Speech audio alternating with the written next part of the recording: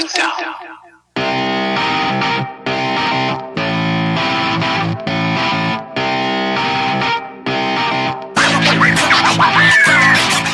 Kununurra, or River, East Kimberley, Ivanhoe. This place goes by many names but is all pretty much the same region.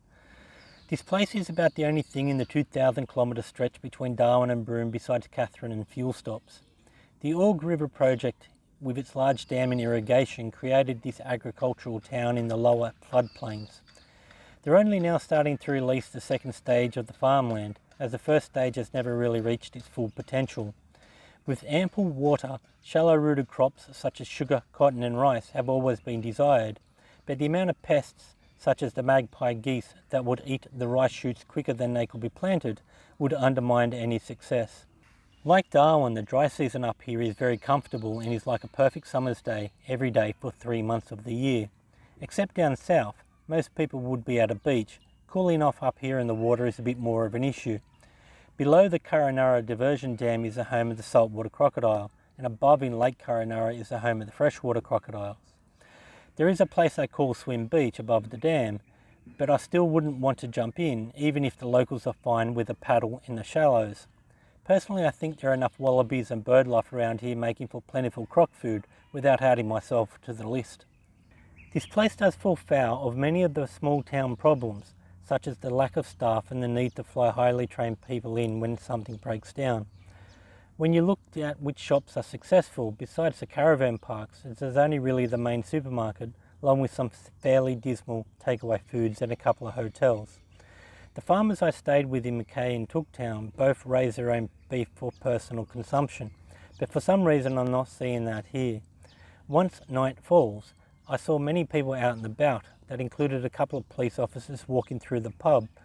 Also I saw police sirens speeding down the main street. This town doesn't have an enjoyable nightlife. A real little gem of a find on the edge of town was the Miramar National Park. Many of the walkways outside of New South Wales are finding difficult on Google Maps. But here I stumbled across the park after thinking it was just a road up to the top of the ridgeline. The sandstone is really red and very different from the yellow on the east coast.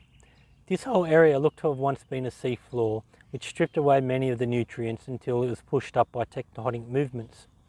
I couldn't help thinking that I was walking along a foreshore with the glorious red cliff faces that have been pummeled by the constant waves of the ocean. Getting to the top of the ridge and looking out over the plains to the southwest of the town, it really did make me feel that I had wandered off into another world. The Ivanhoe crossing is very famous in the 4x4 scene, and it was only a couple of kilometres up the road, so I had to go have a look. Crossing the weir is a bit of a problem, as if you break down and need to get out, and as such they don't suggest motorcyclists or walkers to cross it. The location of the dam is, you can either take the first left and cross it, or take the second left and avoid it. They close it during the wet season, so it's good timing to get these shots. Lake Argyll is Australia's second largest man-made inland lake and is visible from space. It was created as part of the Org River project and was designed to provide all year round irrigation to the lower floodplains. With an agricultural dam, I didn't know what to expect, whether it would be something like Lake Burrowing behind the Warragamba Dam in Sydney, where they don't let you anywhere near the water and it's a day's hike to get into the catchment, or maybe it would be something like Lake Muranda just north of Mount Isa, where you're able to drop in a power boat and go skiing.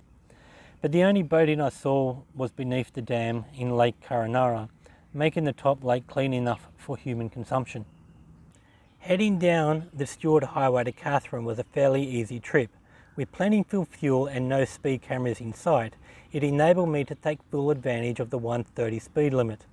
But once in Katherine, there wasn't much else there along the Victoria Highway except for roadside rest stops until I got to Timber Creek. I stopped at the first roadside rest stop after Katherine, which I would describe as a typical rest stop anywhere else in the country, with nothing more than just table and chairs. Although I found this rest stop more comfortable than stopping anywhere in Katherine. The hop to Timber Creek was a tad less than 300 kilometres, which meant a comfortable ride hovering about 120 and arriving about 2:30, just after they closed the kitchen.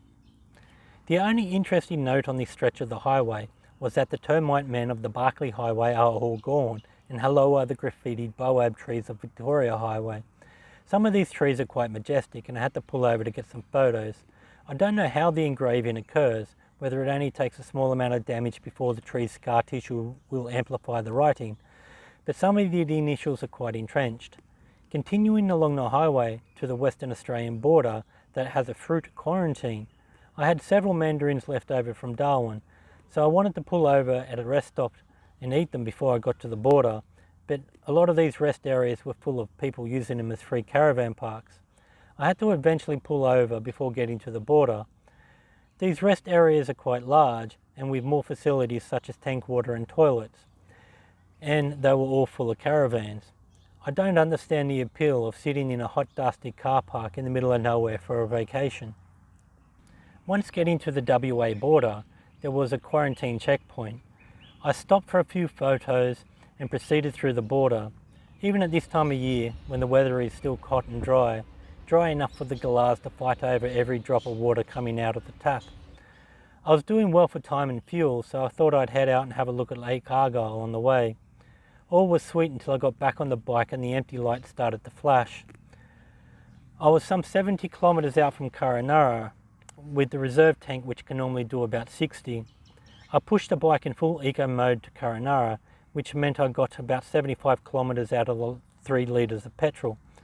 That's about 20% greater efficiency than I would normally get. Finally find a service station just on dark, I was able to fit in about 16 litres of petrol, meaning that the fuel light came on with 4 litres in the tank and not the usual 3.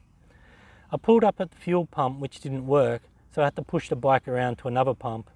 I think someone was trying to tell me something, but after a long day, I was very thankful that that was all the pushing I had to do. Staying on a mango farm is quite interesting. They have peacocks and wallabies that wander through the trees.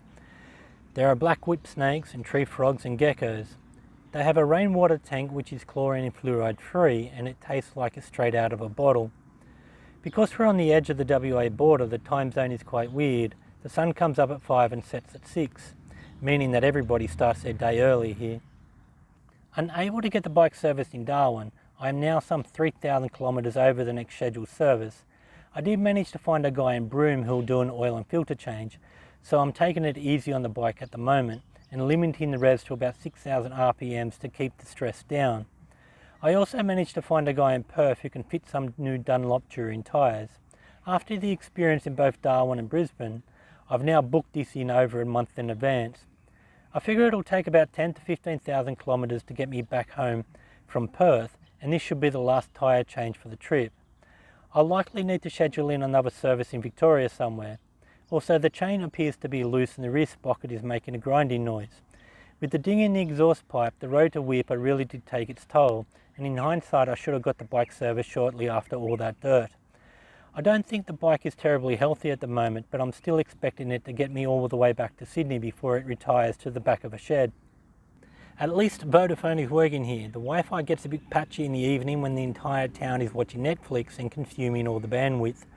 It's great to have Google Maps again, and I've also got the ability to fix the server while out and about. I feel young in Kununurra, as many of the other visitors here look to be part of the Grey Nomad set. I can't help seeing Kununurra as a mini Rockhampton, as they're both agricultural towns that support a decent sized tourist industry, and they're both very comfortable places to stay. Celebrity Park is a real gem, even if you have to be worried about getting too close to the water's edge.